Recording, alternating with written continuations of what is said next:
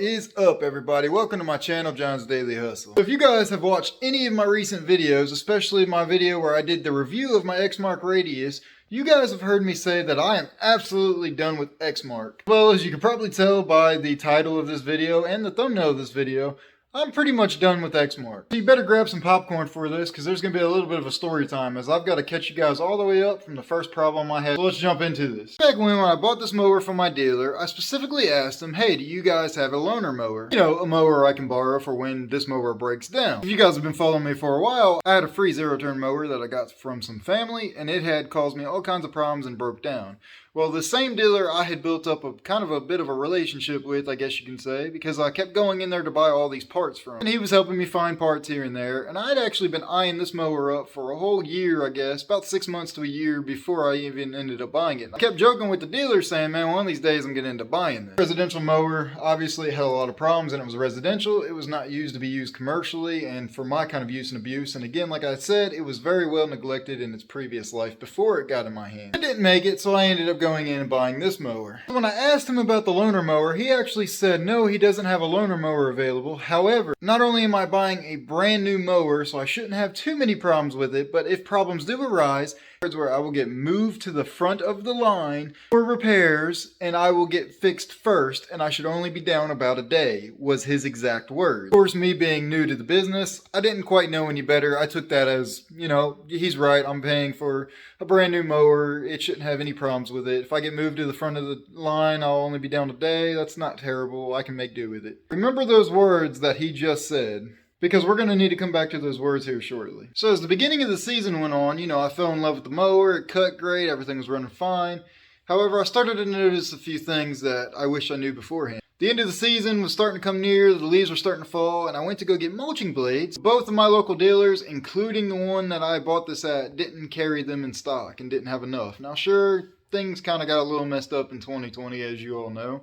Maybe that's why it was, maybe not, who knows. Anyways, I just shrugged that off and let it go. I'm sure there probably was maybe a blade shortage or something like that, and shipping just got a little messed up. So sure, maybe that's why I wasn't able to get, you know, mulching blades. It's not like I absolutely needed them. I was able to move forward. I really wanted them, but obviously I couldn't get them. So it's fine, it is what it is. I moved on. Now, going into the beginning of the 2021 season is where I start to get pissed with this. I learned real quick that there is no dealer support with EXMARK, at least here in my area. For the start of things, for the deck belt under there, I've actually been fortunate enough, and that deck belt is the original one that came on it from the factory. For me, it's lasted very long. You know, I got about over 400 hours on it, and it's the same one, and there's just a few dry rotted spots on it, but it doesn't look bad. For some other guys I know, they've had to replace it pretty frequently, and where I'm going with that is that belt's actually pretty expensive for EXMARK. I want to say it was like 160 bucks or 180 bucks, something like that.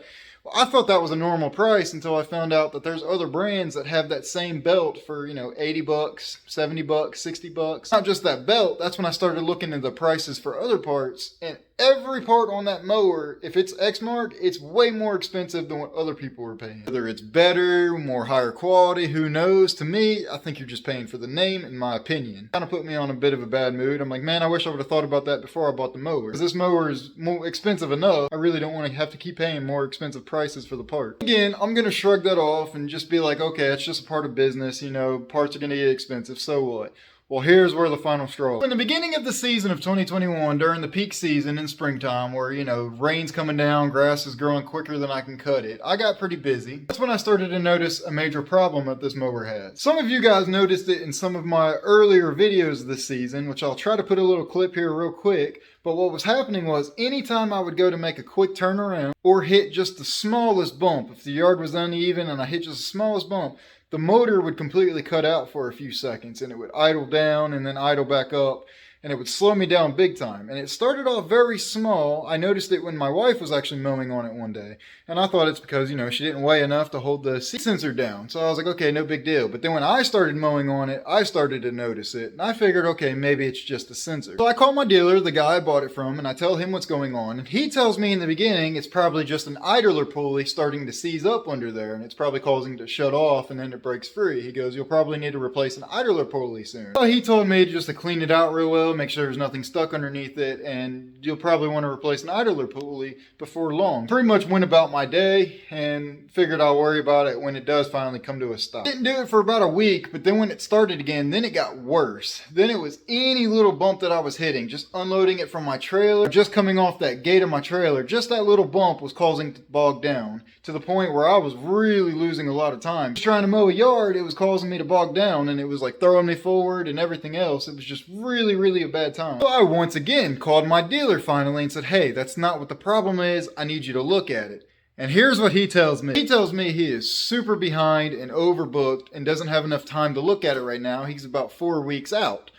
I'm like, what? He says he's got all these other guys in front of me. You know, some are getting hydro gears changed and some other, you know, bigger jobs that are getting done to it. But he said he's got a whole waiting list in front of me. So I told him, I was like, okay, put me on the waiting list. Meanwhile, I call my other dealer that I have local to me to see if they can get me in. The problem with them is they're not willing to work with me on my schedule. So if I take it in because I didn't buy it through them, they won't let me have a loaner mower. So they said I can bring it in, but it'll be also 2 weeks before they get to look at it. And I'm like, I can't just bring it in and you guys have it for 2 weeks. 4 weeks go by and it should be about my time to get put in. And I haven't heard anything from the dealer that I bought it from. So I call him back and I'm like, hey, do you have time to look at it? And at this time, it's getting much worse. And he goes, no, I have more guys in front of you. You're about 2 weeks out. If you know, I've got to put you on the waiting list. And I was like, well, I told you to do that 4 weeks ago. So now I'm getting pissed. And I'm starting to get a little unprofessional with some of the things I'm starting to say, but I'm trying to keep my cool. And he tells me it's probably just a sensor, you know, like a seat sensor switch or something like that. You could probably check yourself. So I was like, okay, I'll do that. So meanwhile, I take the seat up and I'm getting pissed. I take the seat up and I take the sensor off the bottom. I see it's still cutting out just the same. So then I check the other sensors on each lever like he had said, because he had told me that I think there's 4 sensors on there.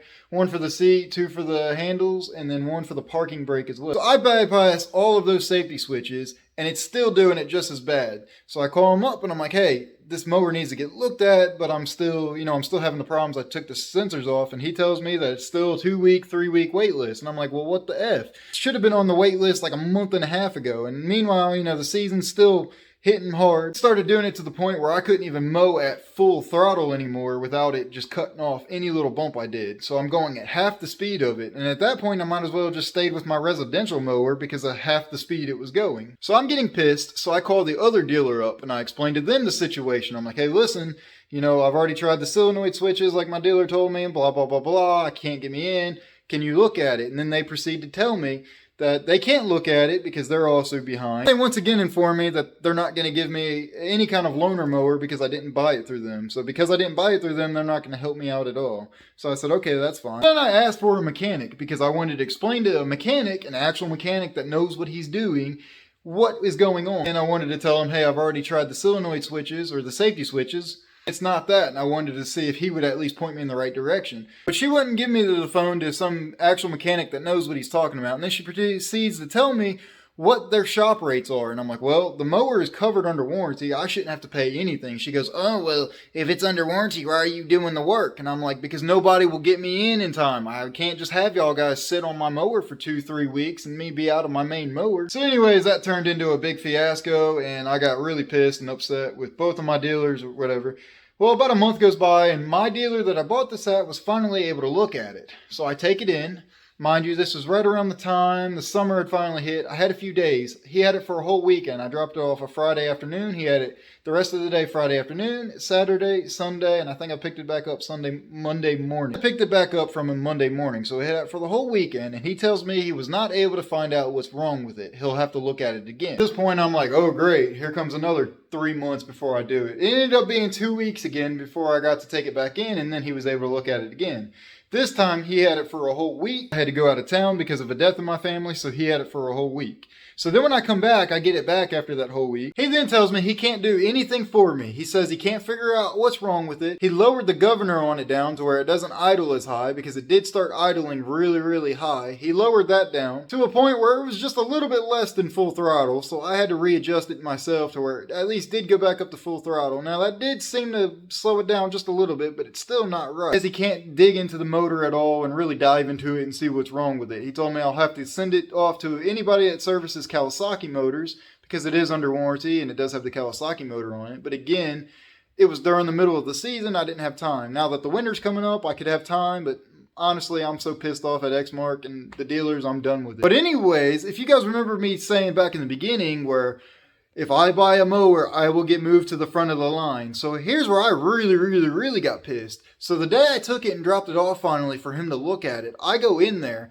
and he's got some old school Bobcat mowers. The old Bobcat mower. As well as some residential riding mowers in there and stuff. Stuff that I know for a fact they do not sell there at that dealership. And those were all in front of me. He said he had to finish those up before he could work on that. And I'm like, wait a minute now. When I bought this, you said I get moved to the line in front of people that, you know, didn't buy an EXMARK through you guys. So what, you know, WTF? No, I should have been moved to the front of the line. I sat here and waited, what, 2 months to finally get looked at just for you to tell me you can't do anything for me? So I was pretty heated around this time. As I've said, no, the mower is still not right. It still cuts out just a little bit anytime you hit a bump, but it is what it is. Sucks too, because I'm looking at possibly buying a stand-on or maybe even a walk-behind or something for my next setup for next year. And honestly, EXMARK has lost my business completely because there's no good dealer support. There's no good dealers around it. I will not spend another dime on an EXMARK. Even though that this has been a good mower, I'm not fixing it. I don't care. I want it gone and I'm going to a whole different brand. Sucks too because I like this mower. I love the way it cuts. I've loved it from the very beginning, but these dealers out here have really pissed me off to the point I will not give them another penny on a spark plug, let alone buy a whole nother mower from them. So they lost my business. Unfortunately, EXMARK, if an EXMARK representative sees this video, I hope they do. You guys lost my business. All because of the bad dealer support that I have around here. I want to know, have you guys had to deal with any kind of bad dealer support in your area? Because it seems like a pretty common trend, especially here in my area, where even our trimmer dealers have been giving us a lot of problems here, which you guys will see that in a whole nother video too. But I'm having a lot of problems with my dealers for even my trimmers. So especially if any of you EXMARK guys that run EXMARK, you guys know I used to love it. I swore by them. I want to know if you guys have experience with EXMARK, have you had any problems with them and the dealers itself? I want to know. Or even if it's not an EXMARK, I want to know what your bad experience with dealers are, or good experiences if you have them. I hope you guys don't mind my rant here. I just got to get it off my chest. I wanted to kind of bring you guys along, kind of speed you up a little bit on the nightmare of dealers that I've had to deal with this past 2 years anyways. But hey, that's all right because the 2022 season is going to be a great year. We're going to get rid of some problems,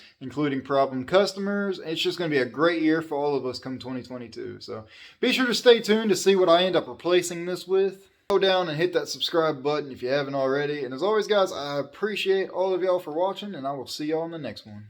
See you.